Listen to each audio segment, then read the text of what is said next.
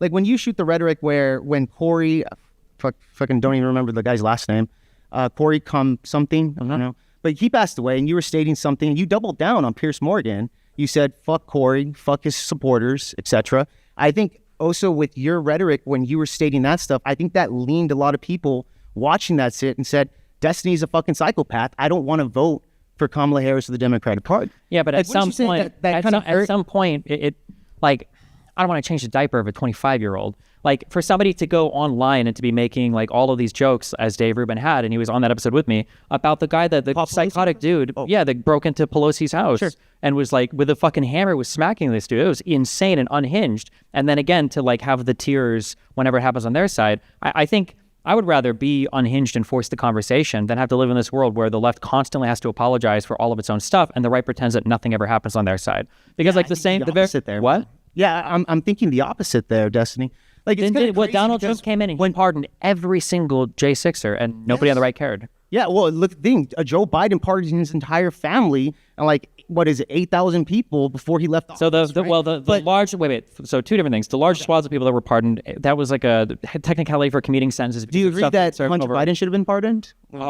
Absolutely. Really? Yes, and I think that because he has no tact or political understanding whatsoever, Donald Trump proved it when Donald Trump complained on, I think it was an NBC interview, and he said, I can't go after any of the people on the J6 Select Committee because Biden pardoned them. Well, yeah, that's true, though, right? Yeah, but it's not like he's lying there. He can't go after them. He wanted to go after them politically. There are no crimes here. He just wants to target, when we've seen this administration, would you agree, has engaged in the targeted lawfare. I would say that even the Biden administration had the targeted lawfare against Donald Trump as well. And give one example of that. Okay, well, for example, what's her name? When the judge went after Donald Trump's real estate, right? He said his real estate over there in Florida, Mar-a-Lago, yeah, that shit.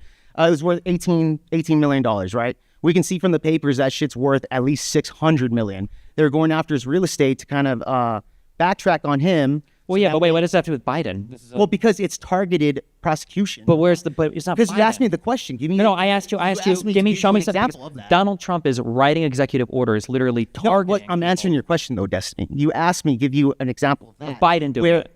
Well, the Democratic Party. Remember, you guys are the vote blue no matter who party. You guys are the cult of that, right? It's not like you guys go after Donald Trump. When it comes to the Republican Party, it's kind of, I would say, probably 70-30, where it's like MAGA and then Republican, right? Your Nikki Haley's, Mike Pence, etc., the ones that don't support Donald Trump. So it's kind of more divided than the Democratic Party. You guys are a lot more united on that, right? Donald Trump literally, ejected his entire... When it comes to Trump, guys, everybody from the progressive side, from the liberals, all of you guys are anti-Trump. I mean, this is just... but I mean, like, wouldn't that make sense if the guy is so divisive? And the Republicans are super pro-Trump. Like, the approval rating... You mean the MAGA Republicans?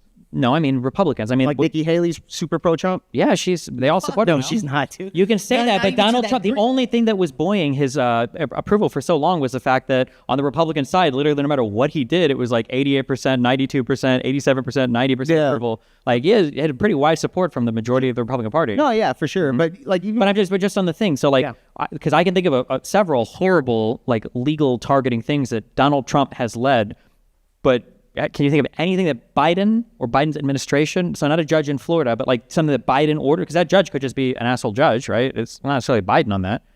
Well, that's what I'm saying. Like when it comes to the Democratic, I'll tell you this. Biden, of course, he was the face of the Democratic Party for 4 years, right? Yeah. You can say that. Also, the Democratic Party as a whole, that's what I'm saying, where you guys are a lot more notorious for violence. And that's why I'm saying my point here is that a big reason why Donald Trump won that election, not only because of the assassination attempt, right, which you said you wish the bullet hit him, that would have been the best thing.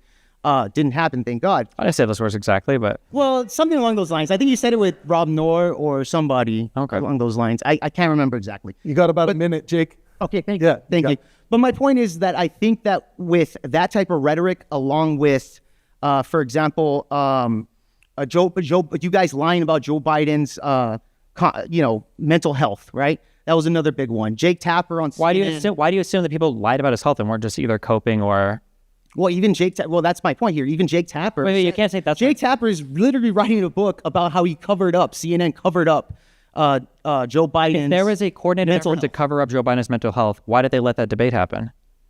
Well, yeah, that's the thing. You can't just say that's they the let thing. it happen. No, that Yes, totally contradicts the entire narrative. This is why they let it happen specifically because they let it happen. They let him train for like what, a week or something like that by himself.